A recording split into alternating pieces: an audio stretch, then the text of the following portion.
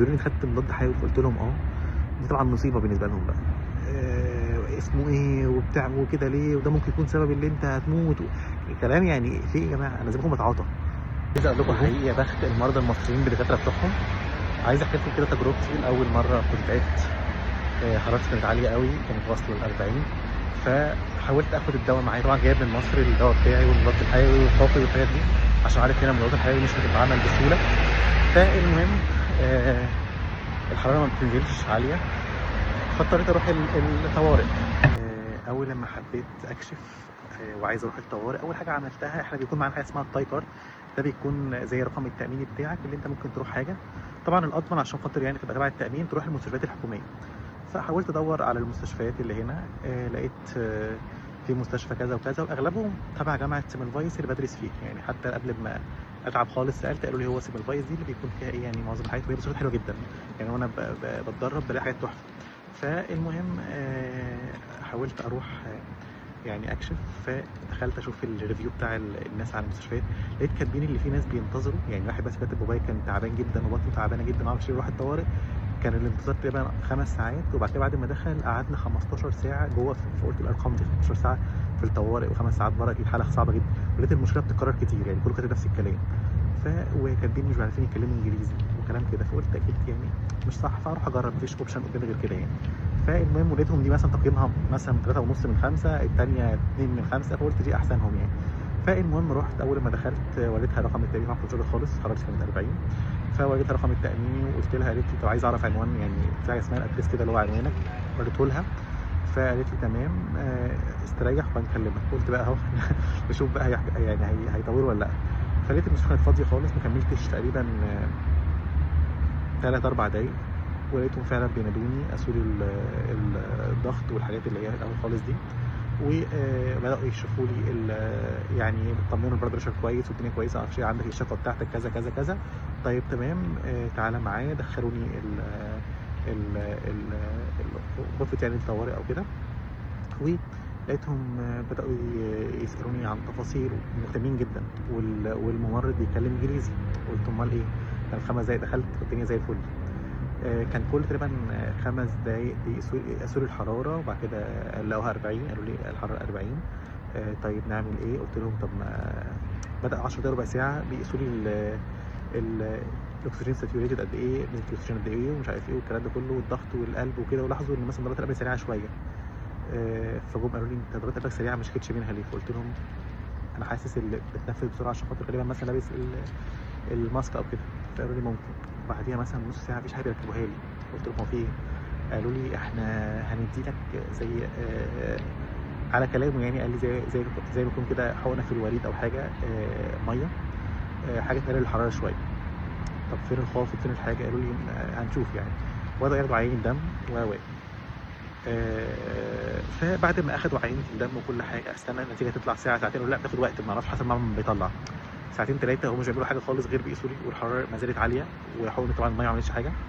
وبعدها ساعتين كده بداوا يركبوا لي محلول. الدكتور دخل بدأ يشوف يسمع بقى بالسماعه الشيست وكل الكلام ده كله مش عارف ايه، لغايه لما لقوا ان مثلا مثلا حاسه، بتقول لي انا حاسه ان عندك المشكله في الميدل لوب في اللنج بتاعتك، فغالبا في شكوى قديمه. فانا في وسط الكلام قلت له انا من شهر او شهر ونص كنت تعبت، وكان في مشكله عندي، وكان في مشكله حاسس في بلغم واقف هنا معايا في حاجات يعني، فما خفتش من ساعتها قوي، فممكن يكون ده. بس الحركه ساعتها مش عاليه يعني، اول مره تعلى للدرجه دي كمان. فانا حاسه ان المشكله عندك في الميدل لوب في اللنج. يا ستي مش وقت النوم، تمام كتر خيرك حلو قوي. وفرحت اللي هي بشخص بالطريقه دي وبتتكلم وبتناقش، فاحنا حابين نعمل اكس راي نطمن عليه. طب هو كده المشكله فيروس ولا بكتيريا؟ قالت لي انا حاسه ان المشكله بكتيريا. وكمان البلاد كان طلع نتيجه، قالت لي البلاد بيبين ان المشكله عندك اكتر في البكتيريا مش فيروس. طب كويس تمام ماشي حلو قوي اللي انت شخصت تمام بقى، يلا. فات ساعتين فهنعمل اكس راي ونطمن. عملت اكس راي، جت قاعده بقى ايه تقول لي ما لقيناش في حاجه.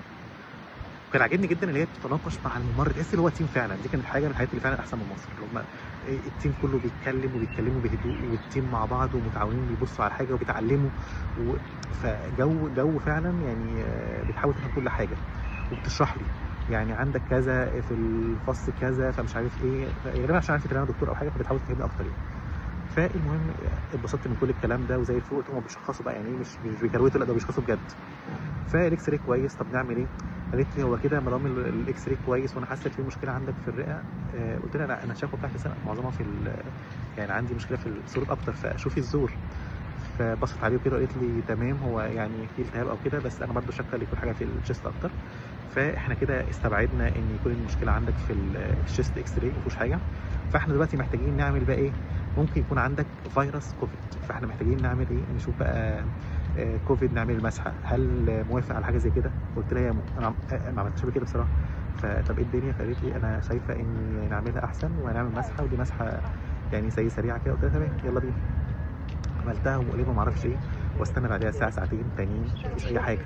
بعد ده كله هم بيركبوا لي محلول خافض الى الحراره قلت نص درجه، فيقول لي الحراره قلت نص، الحراره زادت ربع. يا ستي يا ستي انا بموت، انا مش وبات 5 ساعات، انا داخل الساعه 12 بقت الساعه 4 مش اي حاجه. الساعه 5 الشيفت خلص، الممرض مشى ولسه، والدكتوره اللي كانت بتكشف عليا دي اتغيرت. فالمهم ما وصلوش لحاجه. فبعديها طب نعمل ايه؟ قالوا لي طيب احنا كده ايه خلاص شفنا لك البكتيريا وشفنا مفيش بكتيريا ومفيش فيروس، لا احنا كده بقى ايه ممكن نعمل شيست سي تي اشعه مقطعيه. فانا بصراحه ساعتها بقى جبت اخري، يعني انا 8 ساعات الحراره ما بتقلش، الحراره الجو بقى 7 8 بالليل، انا جاي من الساعه 12 ومفيش حاجه بتحصل، الحراره 40 39 38 39 يعني بتقل ربع وتروح زي يوم تاني. فانا استفدت ايه؟ قلت لهم بصوا مشوني من هنا، انا مش عايز حاجه، كتر خيركم شكرا شكرا. واتاكدت فعلا ساعتها بقى ان هم ال 15 ساعه اللي قلتهم عليهم دول فعلا مظبوطين يعني. طيب ايه الحل؟ قالوا لي بجديه بقى، الدكتور بقى جديد بيقول لي بجديه. انا يعني انا كمان اللي قفلني اكتر ان الممرض لما بيمشي جت ممرضه ثانيه ما بتتكلمش فعلا انجليزي وبتتكلم بطريقه وحشه جدا، هي بتتكلم بالظبط كده، بقول لها قيسي لي الحراره سايباني تحت مش بتعمل لي حاجه بعد ما الممرض الثاني مشى. قلت لي ما بفهمش انجليزي وبتمشي وتسيبني، يعني اللي هو ايه الادب دي بصراحه يعني. فالمهم كانت فعلا عملها وحش جدا جدا جدا. فالمهم جبت اخري، وساعتها حتى اتضايقت جدا وقلت لها الدكتور طبعا مش فاهمه اجيب دكتور يعني مش فاهمه، استنى اقول لها الدكتور دي هاتي مفيش. فمن هنا لهنا جبت اخري خالص وقلت لها لا يعني ايه اتصرفي انا يعني ماشيين احسن. فالدكتور جه قال لي لا نعمل سي تي، فقلت له لا انا مش فعلا جبت اخري، لو هنطول على نص ساعه ساعه مشوني احسن، انا ما استفدتش حاجه منكم بصراحه. فقال لي بجديه ده ممكن يكون في ابسس وممكن تموت في ساعتها وكلامهم كده، وانا شاك جدا يكون عندك نمونيا يعني ايه الكلام ده. فالمهم عملوا سي تي ساعتين عشان استنى، ساعتين عشان اجي، المهم بقت الساعه 12 بالليل، بقت 12 ساعه ولقوا السي تي نشكر ربنا كويس. ونسيت اقول لكم في النص لما لقوا ما فيش، لما عملت اكس كده ركبوا لي اكسجين، اتنفس باكسجين او كده، قالوا لي احتمال يكون ده المشكله. وقعدت اتنفس طبعا ساعتها كل شويه ياخدوا عينه دم ثانيه، قال لي دي المشكله بقى كده ممكن يكون عندك مش عارف في اللاكتيك وفي ايه، فاحنا محتاجين نعمل بلاد مش عارف الجهاز بتاعه نقيسه وقصص كده. فانا شكرا شكرا خلاص. قلت له بص بعد سي تي، قبل الكلام ده قبل السي تي، قلت له بعد السي تي لو طلع مفيش حاجه انا همشي ومش عايز حاجه منكم، شكرا شكرا شكرا. فبعد 15 ساعه طبعا طلعت تيجي على الساعه 3 الفجر، انا قاعد من 12 الظهر 3 الفجر. وفي الاخر حتى قلت له انا هستنى بعد سي تي لما تيجي تطلع، انا مش عايز ولا تقيس لي الضغط ولا تحطني في حاجه، انا عايز افضل كده يعني. انا من 12 الظهر قاعد ايدي يمين كده والشمال كده. قلت له بص انا مش عايز حاجه، هستنى على السرير قاعد او اقعد بره، تطلع ما طلعتش انا همشي. فجت الساعه 3 الفجر قال لي بصراحه لقينا الدنيا كويسه، فاحنا مش عارفين ايه المشكله عندك خالص، فانا انصحك بقى ان انت تطلع تروح لدكتور اللي هو الفاميلي او الدكتور اللي بيسموه دكتور الفيزيشن يعني، مش بتاع المنطقه اللي هو الجنرال فيزيشن بتاعك يعني. هو بقى يقول لك ايه المشكله عشان خاطر احنا كده ايه جبنا يعني مش عارفين نوصل لحاجه.